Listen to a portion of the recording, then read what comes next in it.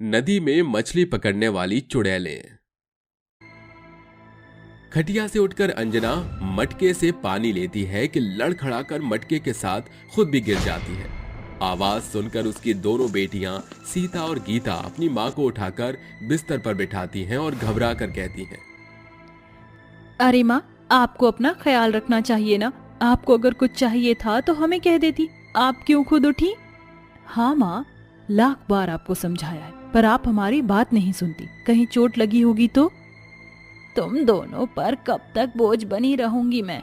हर चीज के लिए परेशान नहीं कर सकती ना, इसलिए खुद उठने की कोशिश कर रही थी, पर शरीर ने साथ ही नहीं दिया।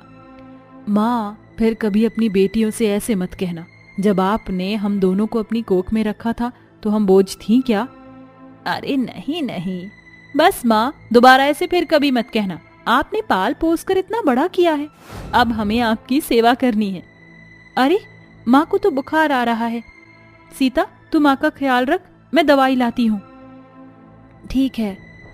गीता पर्स में से पैसे निकालती है, मगर उसे पैसे नहीं दिखते तो वो दाल चावल के डिब्बों में पैसे तलाशती है, पर वहां उसे फूटी कौड़ी नहीं मिलती और वो कहती है, अरे यार, एक भी जगह पैसे नहीं है, कहाँ चले गए? परसों तूने ही तो माँ की दवाई के लिए पैसे निकाले थे। अरे हाँ, अब क्या करूं? ऐसा कर, माँ की ठंडी पट्टी सर पर रख दे और सुशीला काकी से बर्फ ले आती हूँ, उनके घर में फ्रिज है। हाँ ठीक है। अरे कोई जरूरत नहीं है मेरे लिए इतना करने की। माँ, चुपचाप आप लेट जाओ, हमें हमारा काम करने दो। ये लो, चीकू खाओ। सीता की डांट सुनकर अंजना चीकू खा लेती है। वहीं गीता पड़ोस की काकी से कुछ बर्फ लाकर अपनी माँ के सिर पर ठंडी पट्टी रखने लगती है। दोनों अपनी माँ की ऐसी दशा देखकर बहुत परेशान होती हैं, पर अपनी माँ के आगे अपना दर्द बिल्कुल भी बयां नहीं वो करती।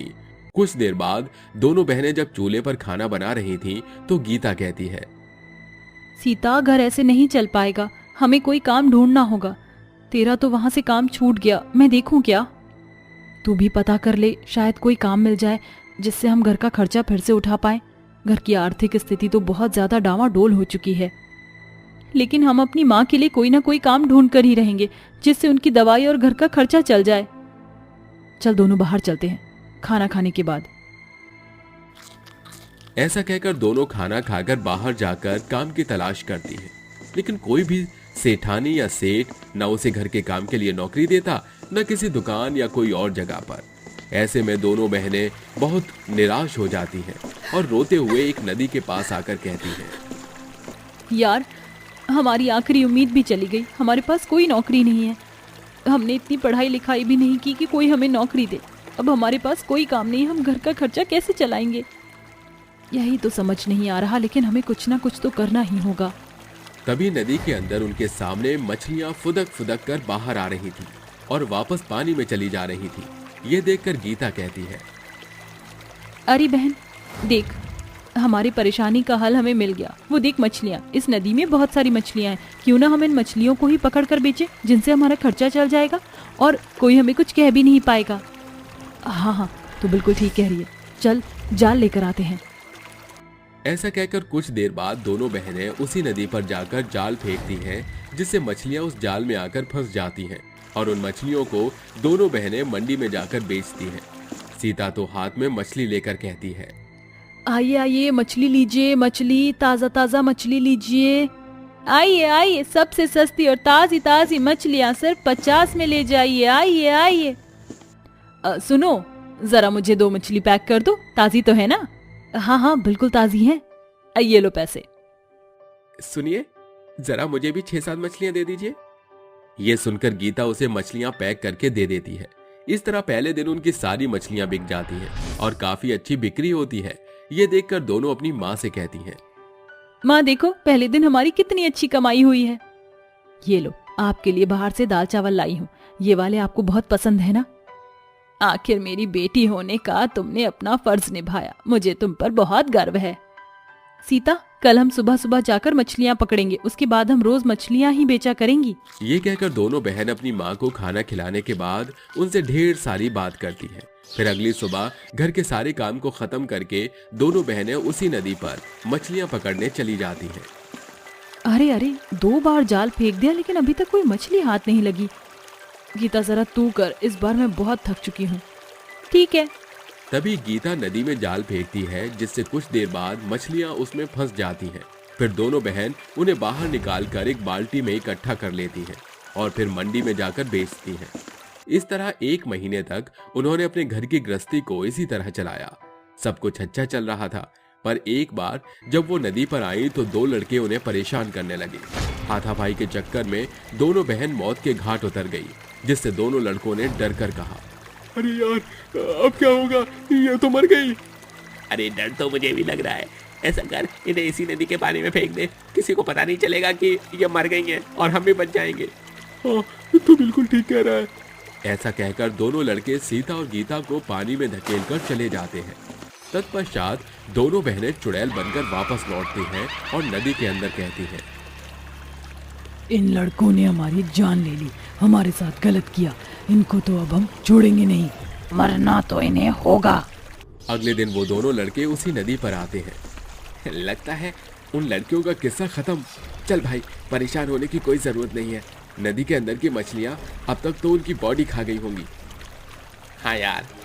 वो दोनों जैसे ही वहां से जाते हैं कि दोनों चुड़ैल उन दोनों का पैर पकड़कर नदी के अंदर खींच लेती है और वो बचाओ बचाओ करने लगते हैं और चुड़ैल कहती है, यहाँ से बचने की कोशिश भी मत करना, जिस तरह तुमने हमारी जान ली है उसी तरह तुम भी मरोगे। देखो कैसे तड़प तड़प के मरोगे तुम, तुम्हारी वजह से अब हम अपनी माँ का गुजारा नहीं कर पा रहे, वो हमें ढूंढ रही होंगी। हमें माफ कर दो। तुम्हारी माफी की कोई सजा नहीं है। ऐसा कहकर दोनों चुड़ैल उन दोनों लड़कों को मार डालती है। सीता, हमारी माँ हमें ढूंढ रही होगी, हमने अपना बदला ले लिया, इनसे माँ के पास चलते हैं। हाँ चल। तभी दोनों चुड़ैल इंसानी रूप में आकर जादू से वहां मछलियां पकड़ लेती हैं और बाजार में जाकर बेच देती हैं। फिर घर आती हैं तो अंजना कहती है, इतनी देर हो गई, कहाँ थी तुम दोनों? कल सुबह से तो आई नहीं। माँ दरअसल जरूरी काम आ गया था, अपनी दोस्त की मदद करने के लिए गए थे, उसकी तबीयत बहुत खराब थी, इसलिए हम दोनों आ नहीं पाई, माफ कर दीजिए।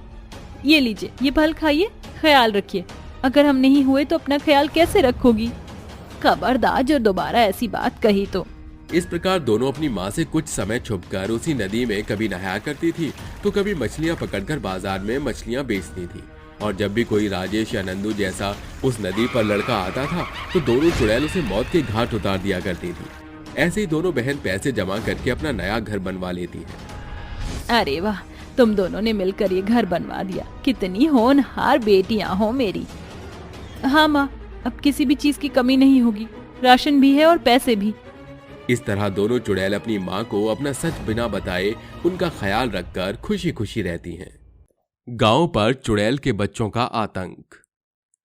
नागपुरी जिला गांव की बात की जाए तो सभी अब लोग शांति से जी रहे थे, लेकिन अचानक से वहां बहुत भयंकर तूफान आता है, जहां एक जले हुए घर की धरती कांपने लगती है। उसमें से एक चुड़ैल और उसके 10 बच्चे बाहर आते हैं, जो कि महज 3 साल से 10 साल के बीच के थे। तभी चुड़ैल माँ हंसते हुए कहती है, आ गई, मैं वापस लौट आई और मेरे बच्चे भी लौट आए। माँ माँ, मुझे भूत लगी है, खाना दो। और माँ, मुझे भी खाना दो। माँ, हम दोबारा वापस बदला लेने के लिए आए हैं ना? हाँ मेरे बेटे, हमें इन लोगों से बदला लेना है। पूरे गांव वालों को इतना परेशान करना है कि मुंह फाड़ कर रोते रहें। ये सब रोकने की दुहाई दें, लेकिन फिर भी तमाशा तो होगा, जान तो जाएगी। चिंता मत करो माँ, हम सारे बच्चे आपके साथ हैं, सबको चुन चुन कर मार डालेंगे। हाँ मेरे बच्चों, चलो पहले तुम्हें खाना खिला देती हूँ। ये कहकर चुड़ैल बड़ी बड़ी कढ़ाई में खाना बनाती है और फिर अपने हाथ से बच्चों को खाना खिलाती है। अरे माँ, मजा आ गया, मुझे थोड़ी सी और भेलपूरी बनाना, फिर हम सबकी पिटाई करेंगे। इस गांव में इन्होंने हमें परेशान किया था ना, हमें वो ताकत हो जाए, इसके बाद पूरे गांव वालों को हमें मिलकर खतिया खड़ी करनी है। ये सारे बच्चे ताली बजाकर खुश होते हैं। फिर उसके भूतिया बच्चे उसके साथ पीछे पीछे गांव की ओर बढ़ते हैं। वहां जाकर चुड़ैल अपने मुंह से इतनी बड़ी फूंक मारती है कि गांव में तूफान आ जाता है। वहां सारे पेड़ उखड़ जाते हैं। मैं वापस लौट आई हूँ इन लोगों को परेशान करने के लिए।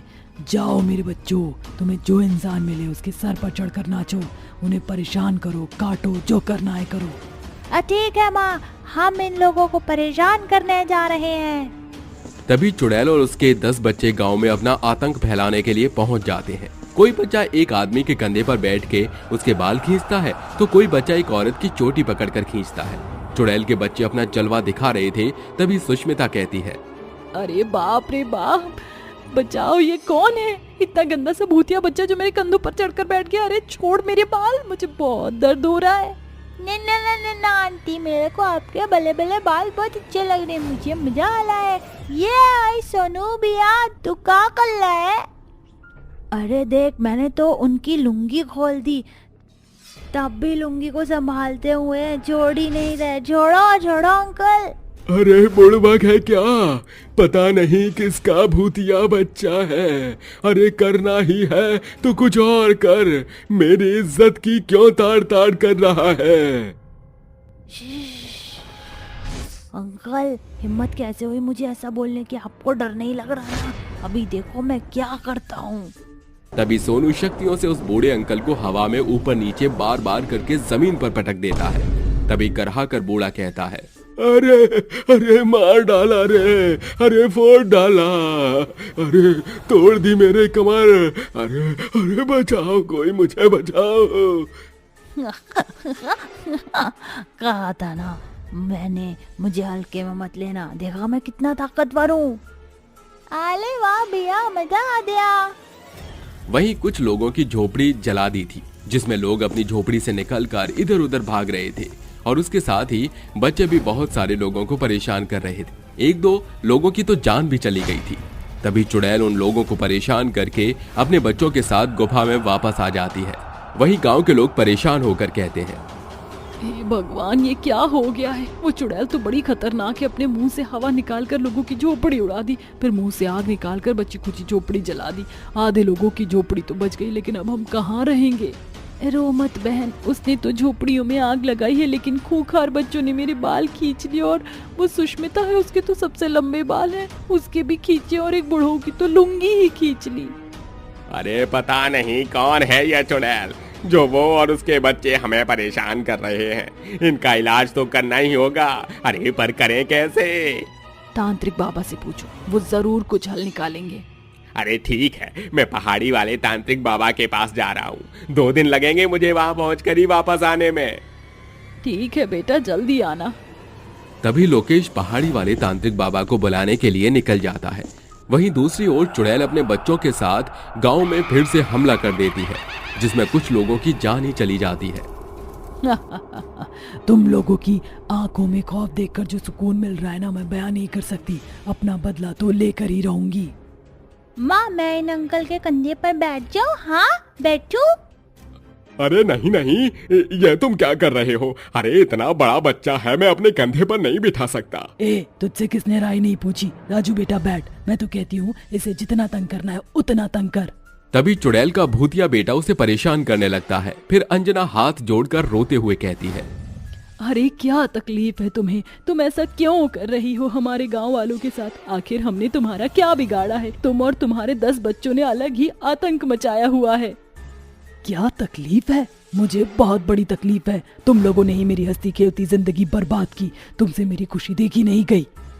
1 साल पहले मैं अपने पति नवीन के साथ इसी गांव में एक झोपड़ी के अंदर रहती थी। हमारी शादी को 6 साल हो गए, लेकिन एक भी बच्चा नहीं हुआ। गांव वाले मुझे बांझ के ताने देने लगे, जिससे मैं कुछ समय के लिए सदमे में आ गई। हर डॉक्टर और वैद्य को दिखाया पर कुछ नहीं हुआ, और एक हादसे में मेरे पति भी मुझे छोड़कर चले गए। फिर मैं एक पेड़ के पास जाकर बैठकर रोने लगी। हे भगवान, आपने मेरे साथ ऐसा क्यों किया? मुझसे मेरे पति भी छीन लिए और मुझे बच्चों की खुशी भी नहीं दी। क्यों? ऐसा मत कीजिए, मैं तानों से थक चुकी हूँ। मुझे भी माँ का सुख चाहिए, मैं भी माँ बनना चाहती हूँ। तभी उसकी रोती हुई आवाज सुनकर पेड़ में जान आ जाती है और पेड़ कहता है, अरे काव्या, तुम रो मत, मैं हूं ना, मैं तुम्हारे सारे कष्ट खत्म कर दूंगा। मैं जादुई पेड़ हूँ, मैं जादू से तुम्हें 10 संतान दे सकता हूँ। क्या सच में? तो दे दीजिए मुझे ये वरदान। तभी जादुई पेड़ जादू से उसे 10 संतान देता है, जो कि कुछ शिशु होते हैं तो कुछ बड़े होते हैं। जादुई पेड़, तुमने मेरी 1 नहीं 2 नहीं 10 संतानों से गोद भर दी, उसका मैं तुम्हारा कैसे शुक्रिया अदा करूं? शुक्रिया की कोई बात नहीं है। मैं किसी भी उदास इंसान को नहीं देख सकता, तो मैं उसे खुशियां दे देता हूँ। तभी काव्या अपने बच्चों के साथ घर पहुंचती है और उनके साथ खेलती है, उन्हें दुलार करती है, अपने हाथ से खाना खिलाती है। मेरे प्यारे बच्चों, मैंने खाना कैसा बनाया था? बहुत अच्छा माँ, आपने बहुत टेस्टी खाना बनाया था। प्रिया है माँ, मेरी छोटी करोगी ना आप? हाँ बेटा। तभी काव्या उसकी चोटी करती है। कुछ महीने गुजरते हैं। तभी अपने बच्चों के साथ वो खुशहाल जिंदगी जी रही थी, लेकिन अचानक से गांव के कुछ लोगों ने उसे इतने सारे बच्चों के साथ देख लिया और कहा, अरे तेरा पति तो मर गया था, फिर तेरे पास 10-15 संतान कहाँ से आई?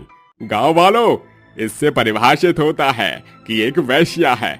ऐसे कलंकित को अपने गांव से हमें निकाल देना चाहिए। मैं तो कहती हूँ इसे इसके घर में ही जला डालो। नहीं नहीं, ऐसा मत कीजिए, जो आप कह रहे हैं वो गलत है। दरअसल बात कुछ और है। हमें तेरी कोई बात नहीं सुननी, जला दो इसे, इसके बच्चों के साथ। लोकेश बच्चों के साथ उसे कुटिया में धक्का मार के अंदर कर देता है और जिंदा जला देता है, जिसके बाद वो अपने बच्चों के साथ मर जाती है। बस अपना बदला लेने ही मैं यहाँ आई हूँ। मुझे और मेरे बच्चों को मारा था ना, इसलिए वो तुम्हें परेशान कर रहे हैं। हमें माफ कर दो, पर ऐसा मत करो। हमें मारकर तुम्हें सिर्फ बदला मिलेगा, इससे ज्यादा कुछ हासिल नहीं होगा। नहीं, मैं किसी को जिंदा नहीं छोड़ूंगी। चुड़ैल उस पर वार करती है कि लोकेश वहां से तांत्रिक बाबा का भस्म उस पर छिड़कता है, जिससे वो झटपटा जाती है। देखो, मैं तुम्हें खत्म कर दूंगा, या तुम अपनी दुनिया में जाकर अपने बच्चों के साथ जिंदगी बिताओ। बोलो क्या चाहती हो? नहीं, मुझे मारो मत। मैं अपने बच्चों के साथ गांव छोड़कर चली जाऊंगी। चलो बच्चों। सभी गांव वाले हाथ जोड़कर उससे माफी मांगते हैं, जिसके बाद चुड़ैल अपने बच्चों के साथ अपनी दुनिया में लौट जाती है। माँ, मुझे आपकी बहुत याद आ रही है। माँ, आप कहाँ हो? मेरे पास आ जाओ माँ, मेरे पास आ जाओ। मुस्कान अपनी स्वर्गीय माँ को याद कर रही होती है। उसकी याद करने पर उसकी चुड़ैल माँ उसके पास आ जाती है और उसके सर पर हाथ रखकर कहती है, क्या हुआ मेरी बेटी, क्यों परेशान हो? क्या तुम्हें मेरी याद आ रही थी? हाँ माँ, मुझे आपकी याद आ रही थी। आज जब मैं घर की तरफ वापस लौट रही थी, तब अचानक से कुछ लोगों ने मुझे घेर लिया था और मुझे बहुत बुरा भला कहा। अच्छा, इन लोगों की इतनी हिम्मत कि ये लोग मेरी बेटी को परेशान करेंगे। तुम चिंता मत करो मेरी बेटी, मैं इन्हें अच्छा सबक सिखाऊंगी। नहीं माँ, आप ऐसा कुछ नहीं करोगी। आपकी ही वजह से सब लोग मुझे चुड़ैल की बेटी कहते हैं और मेरे साथ इतना बुरा सुलूक करते हैं। अरे बेटी, अगर तेरी रक्षा नहीं करूंगी तो ये गांव वाले तुझे जीने नहीं देंगे, तेरे ऊपर बहुत अत्याचार करेंगे। माँ, मैं इन अत्याचारों को सहन कर लूंगी, लेकिन आप मेरी मदद मत करो, वरना ये गांव वाले मुझे चुड़ैल और काली शक्तियों वाली लड़कियां घोषित कर देंगे। ऐसा कहकर मुस्कान रोने लगती है, जिसके बाद चुड़ैल को मजबूरन वहाँ से जाना पड़ता है। कुछ दिन तक तो मुस्कान अपने घर से बाहर आना जाना बंद कर देती है, लेकिन फिर एक दिन वो नदी किनारे पानी भरने जाती है। जब से मैंने अपनी माँ को अपने आप से दूर रहने के लिए कहा है, तब से मेरी माँ मुझे एक बार भी देखने नहीं आई। पता नहीं मेरी माँ को कितना बुरा लगा होगा।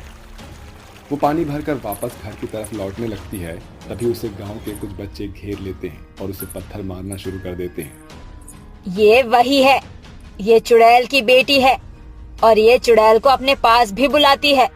ये काली शक्तियों का इस्तेमाल करती है, इसे मारो। ये इस गांव में रहने के लायक ही नहीं है, इसे तो यहाँ से भगा देना चाहिए। चलो इसे पत्थर मार मार कर यहाँ से भगाते हैं। वो सभी बच्चे बेचारी मुस्कान को पत्थर मारने लगते हैं। तभी चुड़ैल वहाँ पर प्रकट होती है और उन बच्चों को अपने चुड़ैल अवतार से डराना शुरू कर देती है।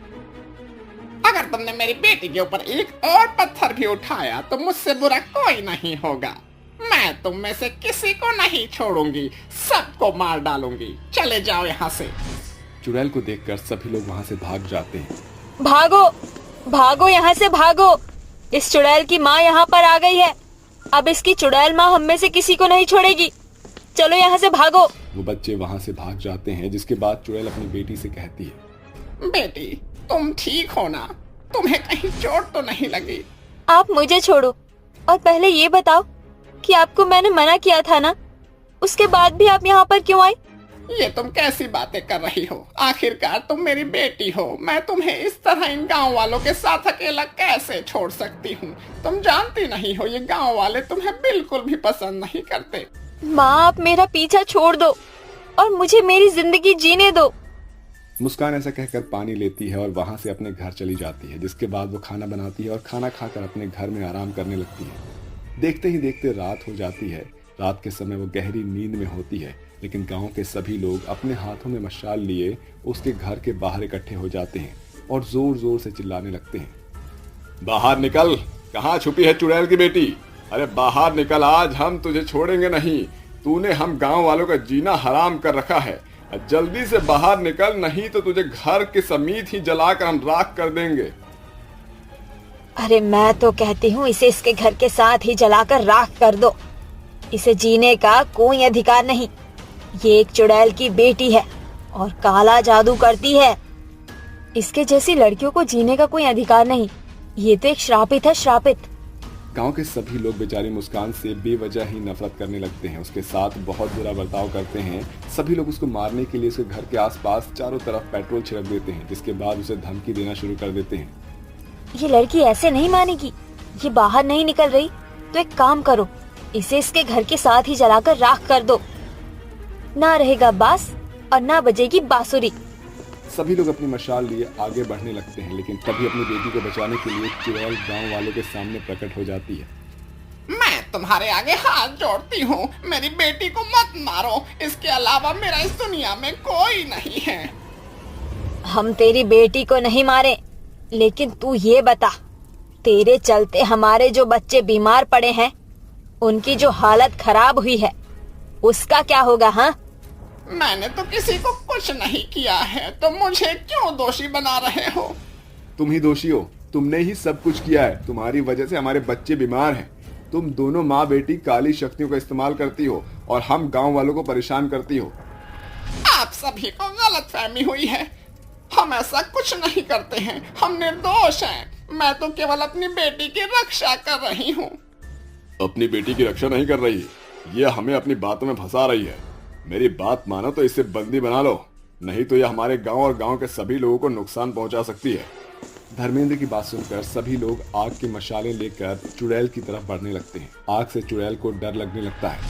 इन आग के मशालों को बंद करो, ये मुझे तकलीफ दे रही हैं। इन्हें मेरे सामने से हटा दो। गांव वाले उसकी एक नहीं सुनते हैं, जिसके बाद वो सभी रस्सी लाकर उसे बांध देते हैं। चुड़ैल गांव वालों के कब्जे में आ जाती है और अपनी बेटी को जोर जोर से आवाज लगाने लगती है। बेटी, बेटी मेरी मदद करो। कहाँ हो तुम? जल्दी से यहाँ आ जाओ। ये गांव वाले मेरे ऊपर बहुत अत्याचार कर रहे हैं। मुझे इनसे बचाओ बेटी। अपनी चुड़ैल माँ की आवाज सुनने के बाद मुस्कान नींद से जाग जाती है और अपने घर से बाहर आ जाती है, जिसके बाद वो अपनी चुड़ैल माँ को लोगों के कब्जे में देख लेती है। छोड़ दो मेरी माँ को, उन्होंने तुम्हारा क्या बिगाड़ा है? ये तो कभी किसी का बुरा नहीं करती है। तुमने इन्हें बंदी क्यों बनाया है? ये लो आगे चुड़ैल की बेटी। जब हम इस चुड़ैल का सर्वनाश करने जा रहे हैं, तो क्या हम इस बेटी को भी इस दुनिया से रफा दफा कर दें? क्योंकि अगर ये इस दुनिया में रही तो ये इसी प्रकार के काली जादू करते रहेगी और हमारे बच्चों को सताती रहेगी। सही कहा भाइयों, ले चलो इन दोनों माँ बेटियों को। गांव के सभी लोग दोनों माँ बेटियों को बंदी बनाकर ले जाने लगते हैं। मुस्कान को एक पेड़ से बांध देते हैं और कहते हैं, जला दो इस लड़की को। इस लड़की के अंदर इस चुड़ैल की बुरी शक्तियों का साया होगा। इसके अंदर भी बहुत सारी बुरी शक्तियां होगी, जिन काली शक्तियों से ये हमारे गांव के लोगों को नुकसान पहुंचा सकती है। गांव के सभी लोग अपनी जलती हुई मशाल लेकर मुस्कान की तरफ बढ़ने लगते हैं। मुस्कान डर से रोने लगती है। ये सब चुड़ैल से देखा नहीं जाता और वो अपनी शक्तियों का इस्तेमाल करके अपनी रस्सियां खोल लेती है और अपनी बेटी के पास पहुंच जाती है। मैं तुम्हारे आगे हाथ जोड़ती हूँ, मेरी बेटी को कुछ भी मत करो। उसकी कोई गलती नहीं है। अगर तुम यही चाहते हो कि इस गांव से हम दोनों माँ बेटी कहीं दूर चले जाएं, तो हम जरूर यहाँ से बहुत दूर चले जाएंगे। तुम दोनों फिर से दूसरे गांव में जाओगी और दूसरे लोगों को परेशान करोगी। इससे अच्छा है कि तुम दोनों को मार देना चाहिए। मेरी जगह अगर तुम होती और तुम्हारी बेटी के साथ भी ऐसा ही हो रहा होता तो तुम क्या करती? बहन जरा एक बार मेरे बारे में भी सोचो, मुझ पर क्या बीत रही है। अगर तुम ऐसा सोचते हो तो इस गांव को हमेशा के लिए ही छोड़कर चली जाऊंगी, लेकिन मेरी बेटी को कुछ मत करो। चुड़ैल का प्यार अपनी बेटी के लिए देखकर गांव के सभी लोगों को ममता आ जाती है, जिसके बाद वो चुड़ैल को जाने के लिए कह देते हैं। उस दिन के बाद से चुड़ैल अपनी बेटी को हमेशा के लिए छोड़कर चली जाती है, जिसके बाद गांव वाले मुस्कान को परेशान करना बंद कर देते हैं और वो अपने जीवन में खुशी खुशी रहने लगते हैं।